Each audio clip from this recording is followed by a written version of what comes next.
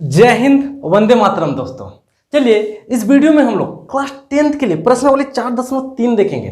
प्रश्नावली 4.3 का जो बेसिक वीडियो था वो पीछे अपलोड हो चुका है। यदि आपने उन वीडियो को नहीं देखा तो सबसे पहले वो जाके उन वीडियो को देखिए, क्योंकि वो वीडियो आपके लिए काफी लाभदायक होने वाला है। आज हम लोग पढ़ेंगे प्रश्नावली 4.3 का सवाल पहला। इस वीडियो में आप सवाल पहला को देखिएगा, आप गौर से हमारे साथ बने रहिए है। वीडियो को शुरुआत से लेकर अंत तक देखें। आपको इस वीडियो के माध्यम से निश्चित ही क्या मिलेगी, लाभ मिलेगी आने वाले भविष्य के लिए भी। चलिए हम थोड़ा सा रिपीट कर देते हैं पीछे कि हमने पिछले वीडियो में आपको क्या किया था, बताया था कि अगर आपके पास एक द्विघात समीकरण है, आपके पास क्या है सर, एक द्विघात समीकरण है, तो आपको पता है कि द्विघात समीकरण किस रूप में होता है, ax स्क्वायर प्लस का bx प्लस का c इक्वल टू किसके, 0 के बराबर है। लेकिन सिर्फ एक कंडीशन होता है कि यहाँ a का मान हमें 0 नहीं होना चाहिए है, क्योंकि सर अगर a का मान 0 हो गया तो 0 को x स्क्वायर से गुना कीजिएगा तो x स्क्वायर तो हट जाएगा है। अब बचेगा bx प्लस c, और ये द्विघात समीकरण नहीं, क्योंकि द्विघात होने के लिए अधिकतम घात क्या चाहिए, 2 चाहिए।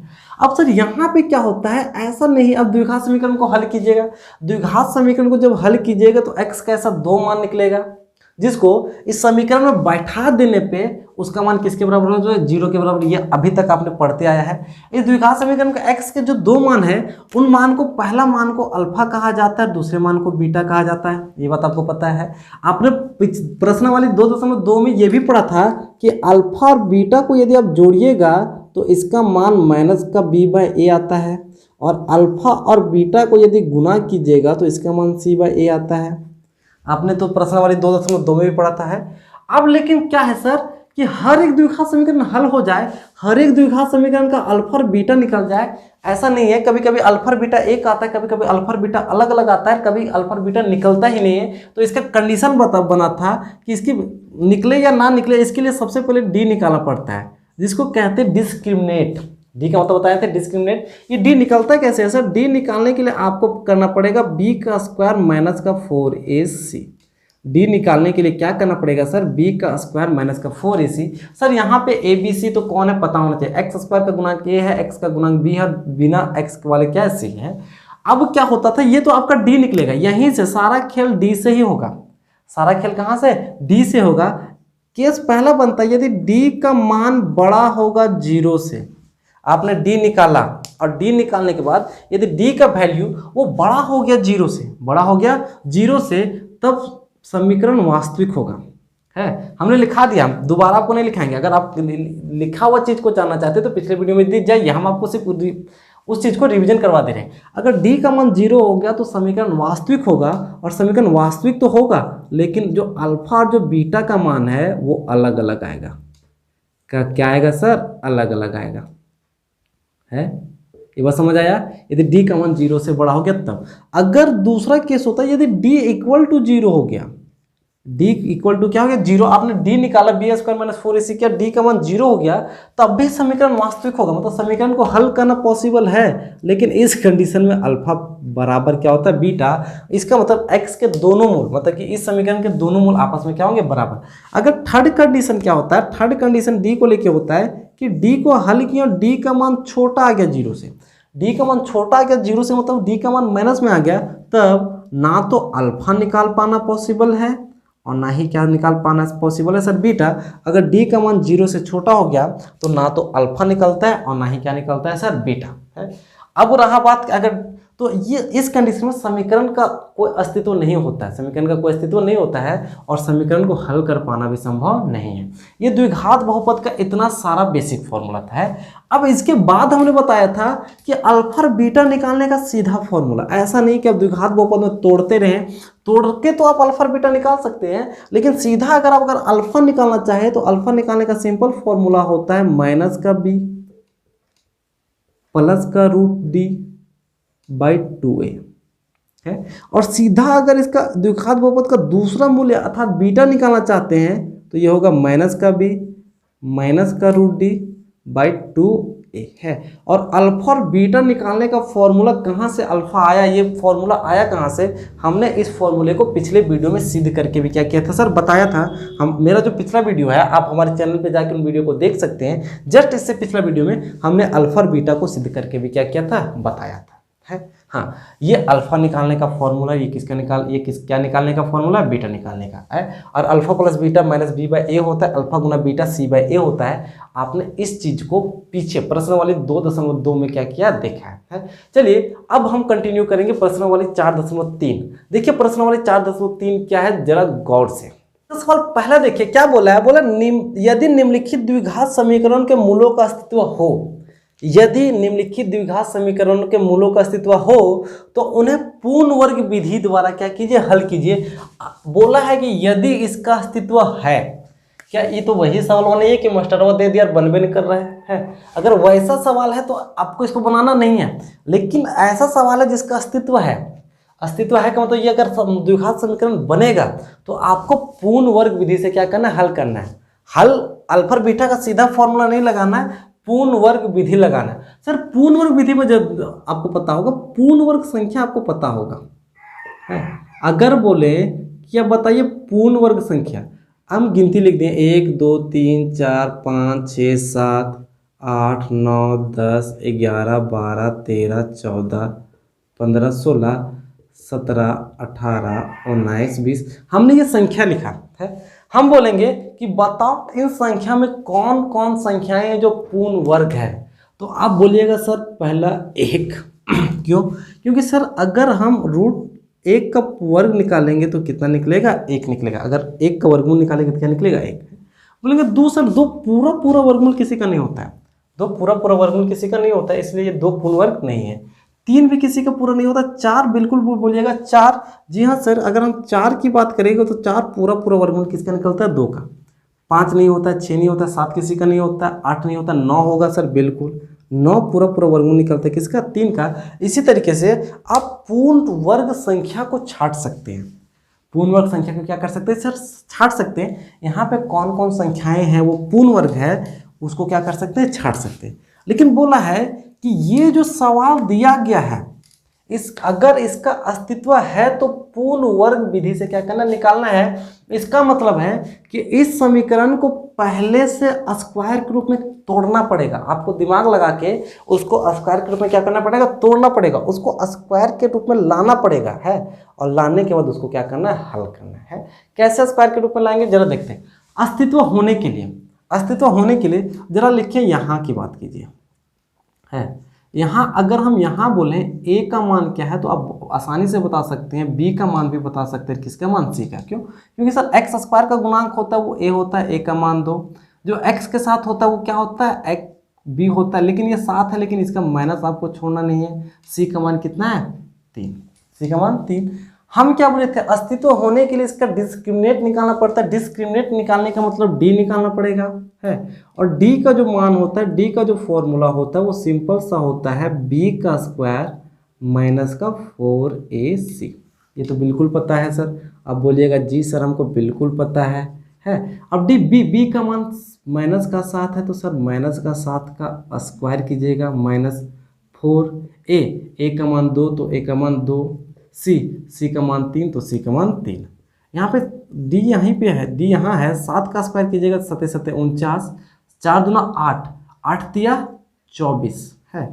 इसीलिए d का जब मान आया तो d का मान 49 में 24 घटाइएगा तो 25। इसीलिए d जो है वो ग्रेटर देन 0 है। क्या 25 का मान 0 से बड़ा नहीं आता? बोलिएगा जी बिल्कुल भी 25 का मान 0 से बड़ा है। इसीलिए समीकरण का, इसीलिए क्या सर, इसीलिए समीकरण का अस्तित्व है। समीकरण का क्या सर, अस्तित्व है। सर समीकरण का अस्तित्व एक ही कंडीशन में नहीं होगा, अगर d का मान 0 से छोटा गया है। समीकरण का अस्तित्व है लेकिन d का मान 0 नहीं आया, d का मान 0 के बराबर नहीं आया, इसका मतलब अल्फा और बीटा का मान 1 नहीं निकलेगा। अल्फा और बीटा का मान 1 नहीं निकलेगा। लेकिन अब आप अल्फा और बीटा का मान अलग अलग निकलेगा, लेकिन इसको आपको हल करना है पूर्ण वर्ग विधि से। सर देखिए, पूर्ण वर्ग विधि से जब भी हल करने बोलेगा है तो आपके दिमाग में 2 ही बात याद होना चाहिए। एक बात क्या याद होना चाहिए, संख्या, वो संख्या या तो a प्लस बी के होल स्क्वायर के रूप में टूटेगी, या फिर वो संख्या a माइनस बी के किसके रूप में टूटेगी, होल स्क्वायर के रूप में टूटेगी है। नहीं समझ आया? हम यहाँ तक आप अपने कॉपी में उतार लीजिए। ये सिर्फ इसलिए बनाए हैं कि समीकरण का अस्तित्व है। समीकरण का अस्तित्व है कि मतलब ये समीकरण हल होगा। अब हम आपको बताते हैं इस समीकरण को हल करने का पूर्ण वर्ग विधि। हम इसको क्या करें, मिटा रहे हैं। अब वीडियो को रोक के यहाँ तक क्या कर लिए, उतार लीजिए। अगर आपको इस समीकरण को पूर्ण वर्ग विधि में बनाना है तो हमने बताया कि पूर्ण वर्ग विधि जब आप बनाइएगा तो आपके दिमाग में दो ही चीज़ याद होना चाहिए, या तो ये समीकरण a प्लस बी का होल स्क्वायर के रूप में आपको लाना पड़ेगा, या तो इस समीकरण को a माइनस बी के होल स्क्वायर के रूप में लाना पड़ेगा। और आपको ये दोनों फॉर्मूला बेखूबी बहुत अच्छे तरीके से आता है। सर a प्लस बी का होल स्क्वायर तो पता है आपको, आप बोलिएगा जी हाँ, a का स्क्वायर प्लस का 2ab प्लस का b का स्क्वायर। a माइनस बी का होल स्क्वायर अगर आपसे कोई पूछे तो बोलिएगा a का स्क्वायर माइनस का 2ab प्लस का b का स्क्वायर है। सर अगर बीच में माइनस का रहेगा तो a माइनस बी में टूटेगा, यदि बीच में प्लस रहेगा तो a प्लस किस में टूटेगा, b में। अब जरा देखिए ये बीच में, देखिए सर इसके साथ बीच में माइनस है, मतलब ये a माइनस बी के फॉर्मूले में टूटेगा है। अब आपको इस पूरे समीकरण को इस रूप में तोड़ना है। इस रूप में क्या करना है सर, तोड़ना है, और यही आपको दिमाग लगाना है। थोड़ा सा दिमाग लगाना, थोड़ा सा मेंटल प्रेशर पड़ेगा है। दिल थाम के बैठिए, वीडियो को अपनी दोनों निगाहें खोल के देखिए, क्योंकि अगर आपने पलक भी लपकाया तो हो सकता है कि मिस हो जाएगा है। जरा देखिए, सबसे पहले आता है a का स्क्वायर है। जरा देखिए, दो किसी का पूरा पूरा स्क्वायर है क्या, तो आप बोलेंगे नहीं सर, दो किसी का तो स्क्वायर नहीं है। लेकिन अगर हम दो को स्क्वायर के रूप में लिखना चाहें तो आप आसानी से बता सकिएगा कि अगर हम अंडर रूट 2 करें और इसका स्क्वायर करें तब हम किसी तरह का कोई गलती नहीं करेंगे, बिल्कुल। क्योंकि सर 2 को अंडर रूट 2 का होल स्क्वायर लिख सकते हैं। क्यों? क्योंकि सर ये अंडर रूट और ये 2 कट जाएगा तो कितना बचेगा, 2। तो वही हम करेंगे सर, ये हमारा 2 है, हम इस 2 को अंडर रूट 2 करेंगे है, और x है तो यहाँ पे x रहेगा, और हम इन दोनों का क्या कर देंगे सर, होल स्क्वायर कर देंगे। अब बोलिएगा सर ऐसा आपने किया क्यों? अरे सर हमको लाना था a का स्क्वायर, इसीलिए हमने किया। क्योंकि सर रूट 2 का स्क्वायर करेंगे तो 2 ही आएगा, और x का स्क्वायर करेंगे तो x का स्क्वायर आएगा, बिल्कुल। हाँ, अब बोलिएगा जी सर आपने पहला काम किया, ये तो हम समझ गए। अब जरा देखते हैं, यहाँ पे माइनस है तो हम क्या देंगे सर, माइनस देंगे। माइनस है तो क्या देंगे, माइनस। फॉर्मूले पे 2 आता है, फॉर्मूले में क्या आता है सर, 2, तो हम अपनी मर्जी से यहाँ 2 लिख देंगे। हमने रात को सपना नहीं देखा था और सपना में हमको 2 नहीं आया था सर, ये 2 हमने इसलिए लिखा ताकि फॉर्मूले में क्या था सर, 2 है। अब 2 के बाद यहाँ आता है a, और हमको a पहले से पता है। पहले से क्या, √2x नहीं पता है, ब्रैकेट के अंदर वही तो a रहता है। तो a के जगह पे क्या लिखेंगे, a के जगह पे रखेंगे √2x। हम अपनी मर्जी से नहीं रखें, a का मान √2x था, a का मान √2x था है। अब मामला है कि सर आप पहले यहाँ करके यहाँ बराबर कर दिए, यहाँ करके भी तो इसको बराबर लाना पड़ेगा। क्या करना पड़ेगा, लाना पड़ेगा। हम बोलेंगे जी बिल्कुल भी लाना पड़ेगा। क्या करना पड़ेगा, बिल्कुल भी क्या करना पड़ेगा, लाना पड़ेगा। तो अब सर आप 2 और √2 को गुना कीजिएगा तो 2√2 हो जाएगा है। लेकिन आपको तो 7x लाना है, आपको क्या लाना है, 7x लाना है। इसका मतलब b के पास कुछ ना कुछ करना पड़ेगा है। तो क्या कीजिए सर, जो ऊपर दिया है उसको यहाँ रख दीजिए है। जो संख्या दी रहेगी उसको ऊपर रखिएगा, जो मेरे पास आएगा उससे क्या दीजिएगा, भाग दीजिएगा। कुछ कटने वाला नहीं है, यहाँ पे कुछ कटेगा सर नहीं। इसका मतलब है कि जो b के जगह पे जो संख्याएं रहेगी, b के जगह पे जो संख्याएं रहेगी वो 7√2 रहेगी, 7√2 रहेगी। कैसे सर, देखिए सर अगर हमको यही लाना है तो ये 2 से ये 2 कटेगा, ये √2 से ये √2 कटेगा, ऊपर क्या बचेगा 7, और 7 को x से गुना कीजिएगा तो 7x है। और हमारा b यही 7x है। b का मान क्या है सर, 7x। इसका मतलब लास्ट में फिर से b का स्क्वायर आता है, b हमारा 7x है। इसका मतलब है कि 7√2, और जब इसका स्क्वायर होता है तो इसका स्क्वायर करेंगे है। सर b का स्क्वायर था तो b, तो इस फॉर्मूले पे b ये आ गया ना, तो फॉर्मूले पे b का स्क्वायर होता है तो b का स्क्वायर किए। लेकिन अब इस पूरे इक्वेशन में इस चीज़ का कोई ज़रूरत नहीं था, इस चीज़ का कोई ज़रूरत नहीं। यहाँ पे ये चीज़ यहाँ पे था ही नहीं, हम अपनी मर्जी से 7 + 2√2 के स्क्वायर को क्या किए, जोड़े हैं। अब जब अपनी मर्जी से जोड़े हैं तो आप अपनी मर्जी से घटा दीजिए, अपनी मर्जी से सर क्या घटा दीजिए। क्यों? क्योंकि सर एक बार जोड़े एक बार घटे हैं, ये तो कट जाएगा, ये तो क्या होगा, कट जाएगा है। अब प्लस का 3 है तो आप यहाँ पे प्लस का 3 लिखिए, ये बराबर का 0 था तो ये बराबर का क्या होगा सर, 0। ये लाइन लिख पाना ही बहुत डिफिकल्ट है, ये लाइन लिख पाना ही सर बहुत डिफिकल्ट है। अब देखिए क्या है सर अब यहाँ देखिए, यहाँ से लेकर अपनी नज़र यहाँ तक जाइए, हमने जिस चीज़ को बॉक्स में घेरा है उस बॉक्स पे आप नज़र कीजिए, क्या है सर, a का square minus 2ab plus b का होल स्क्वायर। इसका मतलब है कि a माइनस b का क्या सर, होल स्क्वायर है। और a आपको पता है a की जगह पे क्या है, a की जगह पे है 2√2x और माइनस b की जगह पे 7 2√2 और ये सर इसका क्या है सर, होल स्क्वायर है। इसका क्या है सर, होल स्क्वायर है। समझ आया सर? नहीं समझ आया? अब देखते जाइए, आपको हर एक सवाल में समझ आ जाएगा। अब सर ये 7/√2 इधर माइनस है, उधर जाएगा तो प्लस होगा, प्लस में इसका मतलब 7 2√2 है, इसका क्या होगा, होल स्क्वायर होगा। ये प्लस का 3 है, बराबर के उधर जाएगा तो सर किसका होगा, माइनस का होगा, बिल्कुल होगा। हम जान रहे हैं कि आपको टेंशन लग रहा है, आप नहीं समझे हैं, पर कोई दिक्कत नहीं, ये पहला सवाल है, हम आपको सारा सवाल बताएंगे, कभी ना कभी आप समझ जाइएगा। इस बात को लेकर निश्चित रहिए। एक सवाल में अगर आपका दिमाग क्लिक नहीं भी किया कोई दिक्कत नहीं, आप बने रहिए, आपको समझ आ जाएगा। सर देखिए ये √2x था, हमने 2x रखा, 7/2√2 था, हमने रखा, होल स्क्वायर था रखा।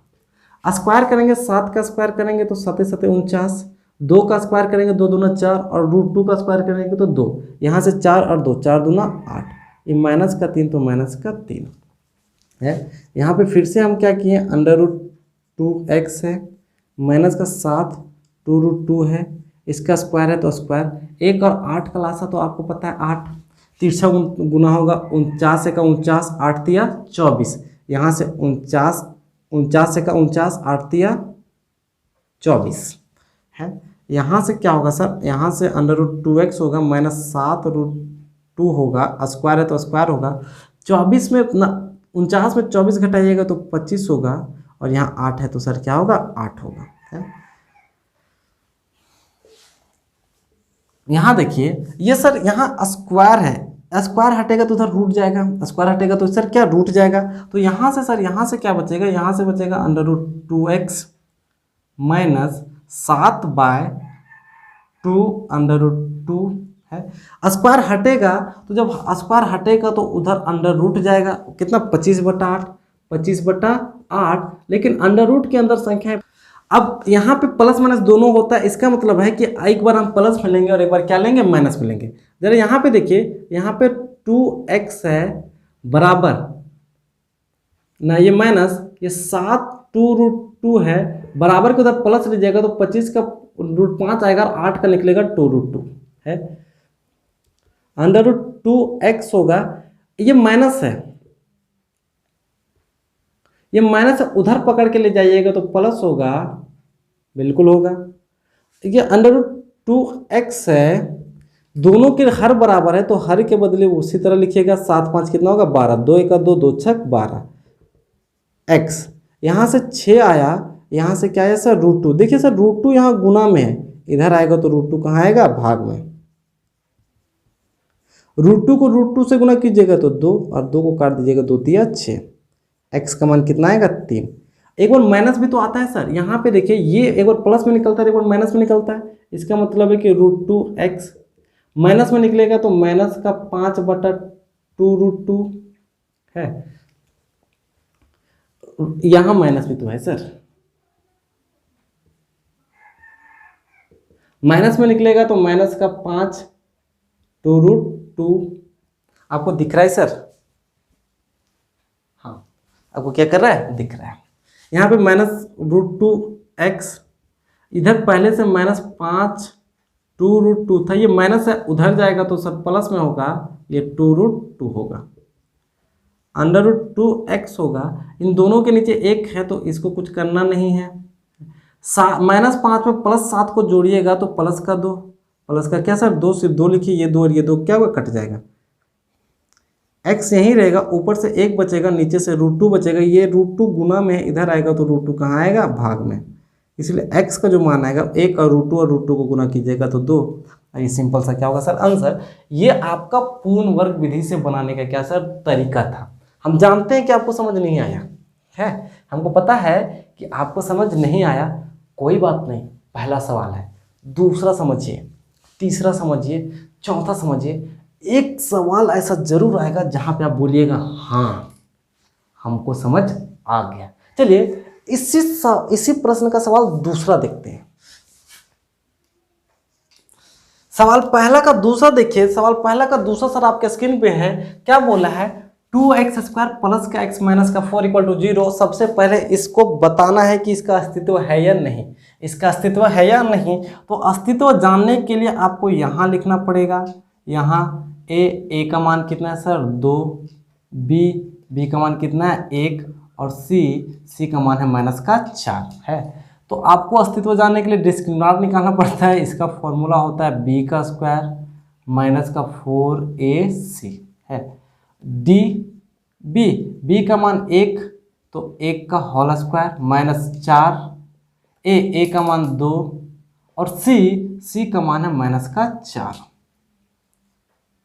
सर 1 का स्क्वायर 1 होगा, 1 का स्क्वायर 1, लेकिन सर ये गुना में माइनस, इसका माइनस और इसका माइनस गुना हो के माइनस माइनस प्लस, इसी बात का तो ध्यान रखना है। 4 दूना 8, 8 चौके 4 दूना 8, 8 चौके 32 है। लेकिन सर ये माइनस और ये माइनस प्लस होगा, याद रखिएगा।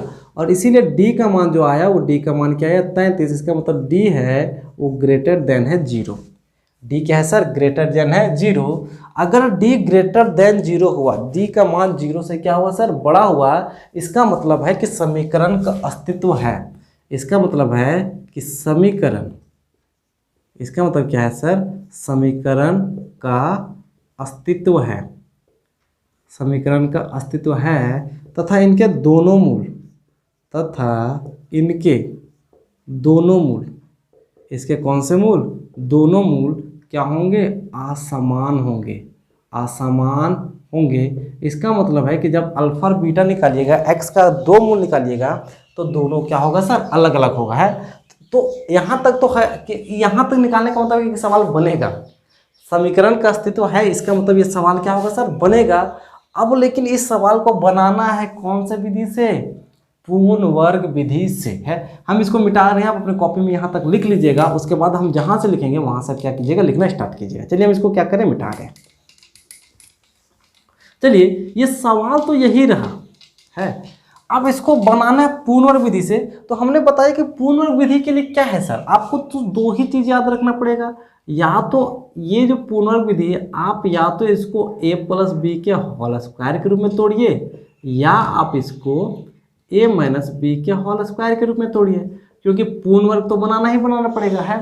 तो a + b का जो होल स्क्वायर होता है वो a का स्क्वायर प्लस का 2ab प्लस का b इसका, a - b का होल स्क्वायर होता है वो a का स्क्वायर माइनस का 2ab प्लस का b का स्क्वायर होता है। ये फॉर्मूला आपने तो बचपन में पढ़ा है, ये फॉर्मूला आपने कहाँ पढ़ा है, बचपन में पढ़ा है। अब इन्हीं फॉर्मूले पे हम क्या करेंगे, बैठाएंगे है। तो हम, अब कौन सा फॉर्मूला आएगा ये कैसे जानिएगा सर, ये देखिए ये दोनों यहाँ ही डिसाइड करते हैं कि कौन होगा। अगर यहाँ प्लस है तो a + b का फॉर्मूला आएगा, लेकिन यहाँ माइनस है तो a - b का आएगा है। यहाँ पे क्या सर, बीच में प्लस है, बीच में क्या है, प्लस है। इसका मतलब a + b का होल स्क्वायर का फॉर्मूला आएगा। हम a - b के होल स्क्वायर के फॉर्मूले को क्या कर दे रहे हैं, हटा दे रहे हैं। चलिए अब जब आएगा तो सबसे पहला आएगा वो आएगा a का स्क्वायर। किसका स्क्वायर, a का स्क्वायर। मतलब जो संख्या यहाँ है उसको बदलना पड़ेगा। हम तो बताएं कि 2 को स्क्वायर के रूप में बदलना कुछ भी दिक्कत नहीं है। ये √2 करो, x करो और इसका होल स्क्वायर कर दो, बात खत्म। क्योंकि √2 का स्क्वायर 2 और x का स्क्वायर है। a का स्क्वायर हो गया, प्लस है तो भाई प्लस देंगे। फिर फॉर्मूले में क्या आता है 2, तो क्या देंगे, 2 देंगे है। 2 के बाद a आता है, सर ए हमको मिल चुका है, ये √2x है, यही ए है, तो √2x है, यही क्या है सर ए है। लेकिन ए के बाद लाना पड़ेगा बी, खोजना पड़ेगा बी। अब बी को खोजे कैसे सर? ऐसा नहीं कि अपनी मर्जी से कुछ भी खोज दीजिएगा, बी इस तरीके से खोजना चाहिए कि इनको हल रखने के बाद और इसका मान एक ही होना चाहिए, बराबर ही होना चाहिए। क्या होना चाहिए सर? बराबर ही होना चाहिए है। कैसे बराबर होगा जरा गौर से देखिए। सर इसका गुणांक क्या है? 1, इसका गुणांक 1। यहाँ से क्या आया सर? 2√2 आया, तो इसको ऊपर का जो गुणांक 1 होता है, इसको जितना आया उससे क्या कीजिए सर? भाग दे दीजिए। है कुछ कट तो नहीं रहा है? कुछ कट तो नहीं रहा है? 1 और 2 ये कट रहा है क्या? नहीं कट रहा है। इसका मतलब है कि जो b हमारा है वो b का मान है वो 1/2√2 है। b का मान है वो 1/2√2 है। कैसे जानिएगा सही है सर? अरे सर ये 2 और ये 2 कट जाएगा, ये √2 और ये √2 क्या कट जाएगा? कटेगा। ऊपर से क्या बचेगा? सिर्फ x, और ऊपर में सिर्फ क्या है? x है। वही ऐसा नहीं कि अपनी मर्जी से इसको हल करके यही आना चाहिए, अपने दिमाग लगाना है, दिमाग इस तरीके से लगाना। ऊपर का जो गुणांक है उसको रखिएगा, अब 2 और a को गुणा करके लाएं, उसको क्या रखिएगा? नीचे, और रखने के बाद जो गुणनफल आएगा उसको किस रूप में रखिएगा? b के रूप में है। तो सर ये देखिए 2ab हमको b मिल गया, ये ब्रैकेट के अंदर लग गया b, और फिर होता है b का स्क्वायर। तो हम क्या करेंगे? b तो मेरा यही है, इसका मतलब 1/2√2 है, इसका होल स्क्वायर करेंगे। लेकिन इसका होल स्क्वायर कीजिएगा तो इस समीकरण में कहीं भी 1/2√2 का स्क्वायर नहीं है। मतलब हमने भी इसको प्लस अपनी मर्जी से किया है। प्लस क्या किया? अपनी मर्जी से किया है। जब आपने प्लस अपनी मर्जी से किया है तो इस संख्या को माइनस भी आप अपनी मर्जी से कर दीजिए। किसी तरह का कोई दिक्कत? अरे दिक्कत कैसे होगा सर? ये प्लस में ये माइनस में कट जाएगा, ये प्लस में माइनस में आपस में क्या कट जाएगा। इसको हल कीजिएगा तो 2 कटेगा, √2 कटेगा, x बचेगा, यहाँ पे x है। इसको हल कीजिएगा तो यहाँ है। अब यहाँ पे माइनस का 4 है, तो माइनस का 4 को कहाँ छोड़िएगा? माइनस का 4, और ये किसके बराबर? 0 के बराबर है। बस अब क्या करना है? यहाँ से यहाँ तक देखिए, आप यहाँ से यहाँ तक देखिएगा तो a का square plus 2ab plus b का होल स्क्वायर, ये कुछ भी नहीं है, ये सर्व समीका a प्लस b का क्या है सर? होल स्क्वायर है। a प्लस b का क्या है? Whole square. अब a प्लस b का जब होल स्क्वायर है तो a के जगह पे क्या रखेगा? a के जगह पे आपका ये है √2x है प्लस b के जगह पे क्या है? b के जगह पे 1/2√2 है। b यही तो था ना, ये दोनों का होल स्क्वायर है तो दोनों का होल स्क्वायर करेंगे बराबर। ये हम तो यहीं तक लिए ना, ये तो माइनस में इधर है, स्क्वायर उधर जाएगा तो प्लस में जाएगा। इसका मतलब 1/2√2 इसका स्क्वायर प्लस में जाएगा। ये 4 माइनस पर 0 के उधर ले जाइएगा तो प्लस का 4 जाएगा। है बिल्कुल भी। आप बोलिएगा जी हाँ सर हमको थोड़ा थोड़ा समझ आ रहा है, हम ज़्यादा तो नहीं समझ पा रहे हैं पर हम थोड़ा थोड़ा क्या कर पा रहे हैं? समझ पा रहे हैं। जी हाँ बिल्कुल। अब सर 1 का स्क्वायर कीजिएगा 1, 2 का स्क्वायर कीजिएगा 4, और √2 का स्क्वायर कीजिएगा 8, 4 दूना 8, ये प्लस का 4 तो प्लस का 4, √2x प्लस 1/2√2 का होल स्क्वायर। सर इसके नीचे 1 है तो आप जानते हैं 8 और 1 का लासा लीजिएगा तो क्या होगा? 8 तिरछा गुना 1 का 1, 8 चौके 32, 8 चौके सर क्या? 32 होगा, बिल्कुल होगा सर। √2x 1/2√2 है सर। 32 और 1 क्या होता है सर? 33, और इसके नीचे क्या होगा सर? 8। लेकिन अब ये स्क्वायर आएगा तो इधर स्क्वायर हटेगा तो इधर रूट चढ़ेगा, और रूट का मतलब होता है प्लस माइनस। रूट का मतलब क्या होता है सर? Plus minus. एक बार संख्याएं प्लस में निकलेगी और एक बार संख्याएं कहाँ निकलेगी सर? माइनस में निकलेगी। बस अब तो कोई दिक्कत ही नहीं है, अब आपको किसी भी तरह का कोई दिक्कत नहीं होना चाहिए। है आप बोलिएगा जी सर हमको अभी भी दिक्कत है, तो चलिए हम आपका दिक्कत सॉल्व करते हैं। √2x है 1/2√2 है बराबर। सर प्लस हम लेंगे तो 33 किसी का वर्गमूल नहीं होता है, इसीलिए 33 उसी तरह होगा, लेकिन जो 8 है वो 2√2 निकलेगा। 8 का क्या निकलेगा सर? 2√2 निकलेगा। है सर कैसे 8 का 2√2 कैसे निकलेगा सर? अरे देखिए सर 8 है, इसको तोड़िए, 2 चौके 8, 2 दूना 4। 8 को आप इस तरीके से लिख सकते हैं, 8 को 2 गुना 2 गुना 2 लिख सकते हैं। इन दोनों के बाद 1 2 निकलेगा, 1 2 का कोई जोड़ नहीं होगा तो क्या रहेगा, एक बार तो प्लस में निकला, एक बार क्या निकला सर, प्लस में निकला, और एक बार यही संख्या क्या निकलेगी, माइनस में निकलेगी। है, हम सिर्फ प्लस लेके बता रहे, फिर बताते हैं माइनस लेके। है, अब देखिए ये √2x रहा, √2x रहा बराबर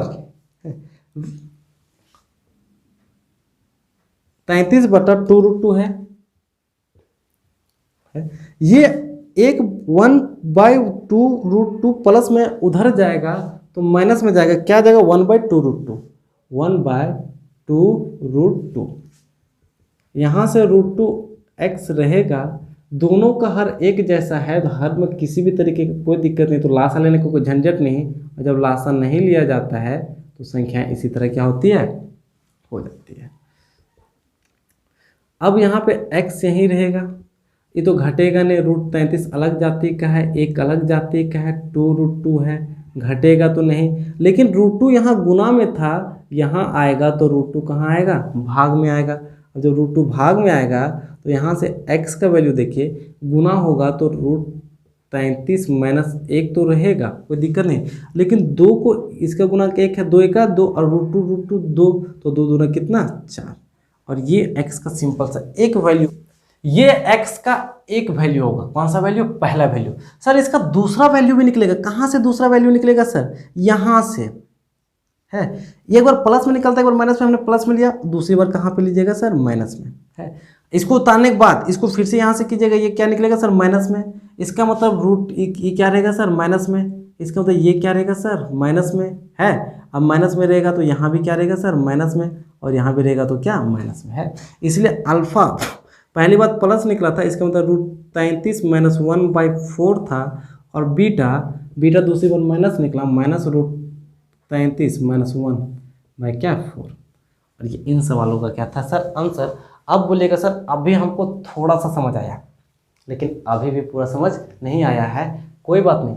आपको 10% समझ आया, अगर 10% समझ आया है, 90% नहीं भी समझ आया है, तो उस आगे अगला जो सवाल बताएंगे उसमें आप बिल्कुल समझ जाइएगा, धीरे धीरे ही करके समझिए, आपको बिल्कुल क्या आ जाएगा, समझ आ जाएगा। चलिए सवाल तीसरा देखते हैं। सवाल तीसरा देखिए, सवाल तीसरा 4x² प्लस 4√3x प्लस 3 = 0। आपको इसको बनाना पूर्ण वर्ग विधि से, तो सबसे पहले हल तो कीजिए। सबसे पहले ये तो जान लीजिए ये सवाल बनेगा कि नहीं बनेगा। तो आप अगर बात कीजिए यहाँ की बात कीजिएगा, तो यहाँ जो मान होगा a का मान 4 होगा, b का मान 4√3 होगा, और c का मान 3 होगा। आपको d विवेचक निकालना, d का फॉर्मूला होता है b का स्क्वायर माइनस का 4ac, पता है। b का मान 4√3 है, तो 4√3 का क्या sir, whole square minus 4, a का मान 4, इसका मान 3। सर 4 का स्क्वायर कीजिएगा, 4 का स्क्वायर 16, लेकिन √3 का स्क्वायर कीजिएगा तो 3, 4 चौके 16 तिया 48, 16 तिया 48 यहाँ भी आएगा, 16 तिया 48 यहाँ भी आएगा, इसका मतलब 0। d का मान आया वो क्या आया, 0। अब d का मान 0 आएगा, इसका मतलब समीकरण का अस्तित्व तो है। d का मान 0 आया तो समीकरण का अस्तित्व है, समीकरण का अस्तित्व है। और समीकरण का अस्तित्व होते के साथ साथ ही इनके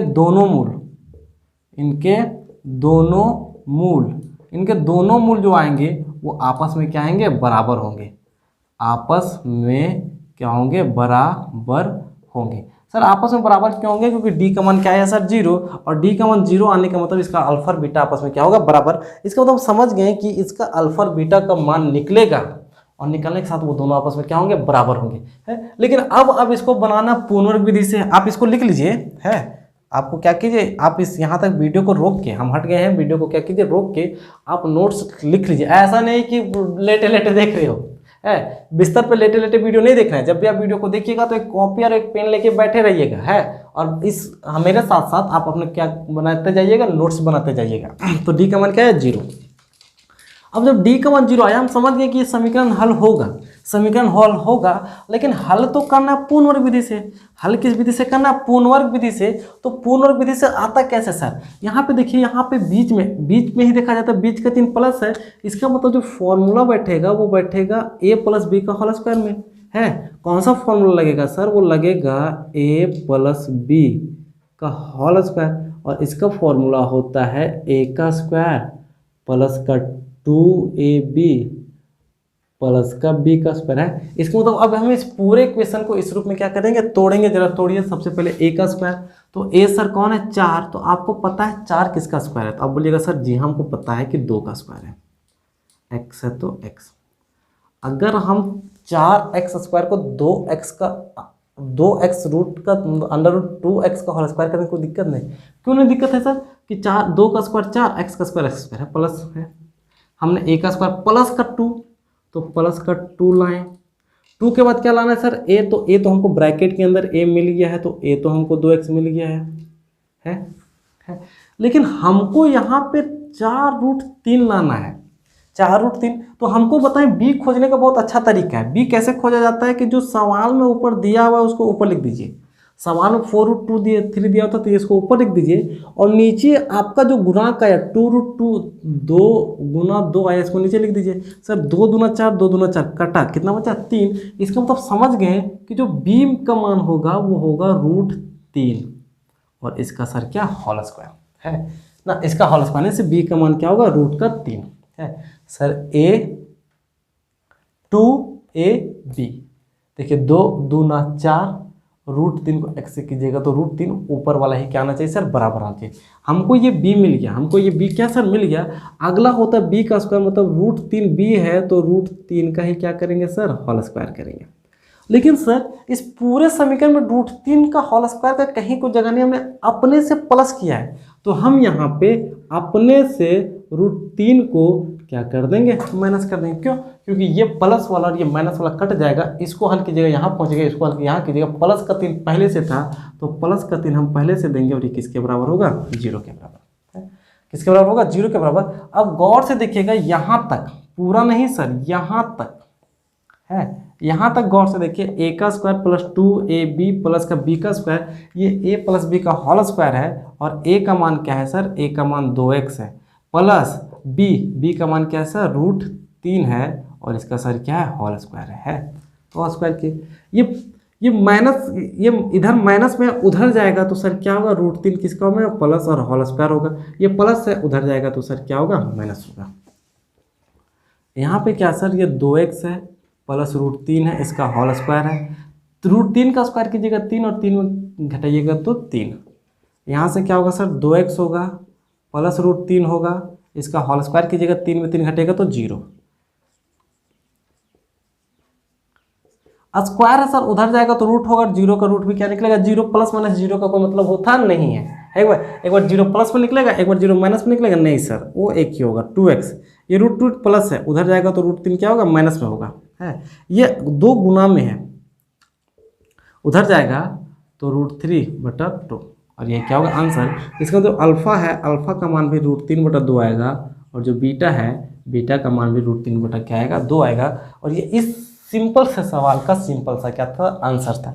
सर यहाँ पे बराबर कैसे है सर, यहाँ पे देखिए रूट में प्लस माइनस निकलता है, 0 में प्लस लीजिए या माइनस लीजिए, किसी भी तरह का कोई फर्क नहीं है। अब जब कुछ भी लीजिए उसका कोई वैल्यू ही नहीं है, प्लस और माइनस में जब 0 के पास कोई वैल्यू ही नहीं होता है, तो ये सवाल को तो है।